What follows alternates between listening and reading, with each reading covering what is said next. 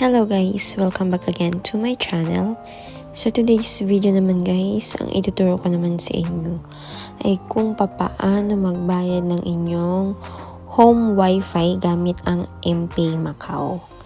So ayan guys, makikita ninyo ang laman ng ating Mpay ay 615.61 MOP. And then click natin yan guys, yung bill payment. Ayan. And then, scroll down nyo lang. Ayan. And then, click nyo yung CTM Macau. Dahil dyan naka-under guys, ang ating home wifi sa CTM Macau. So, click nyo lang yan. Ayan. So, after nyo maklik guys, ilalagay nyo lang yung inyong home wifi number na makikita ninyo sa may right side ng inyong wifi bills. So, yun yung ilalagay ninyo dyan. So, yung sa amin guys, na-register ko na. So, ang gagawin ko na lang, kokopyahin ko na lang siya. So, kung kayo gusto nyo naka-register rin yung wifi number ninyo, pwede po, click nyo lang yung register para sa susunod na magbabayad kayo ng wifi. Andyan na po, naka-record na sa inyong Mpay. So, ayan.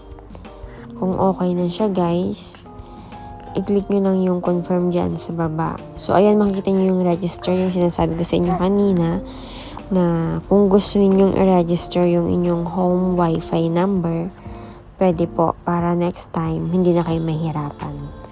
Okay, so ayan na nga, guys. Makikita na ninyo yung amount ng inyong wifi bill na kailangan yung bayaran. So, yung sa amin guys ay 285 MOP. And then dyan sa baba guys, makikita ninyo yung due date. So, kailangan mabayaran siya before April 12, 2021. So, once na lumagpas kayo guys sa due date na binigay, ang kailangan nyong gawin ay pumunta na kayo sa mismong CTM dahil hindi nyo na mababayaran yan gamit ang Mpay once na nag-overdue na siya guys. So, ayan na yung confirmation, 285 MOP.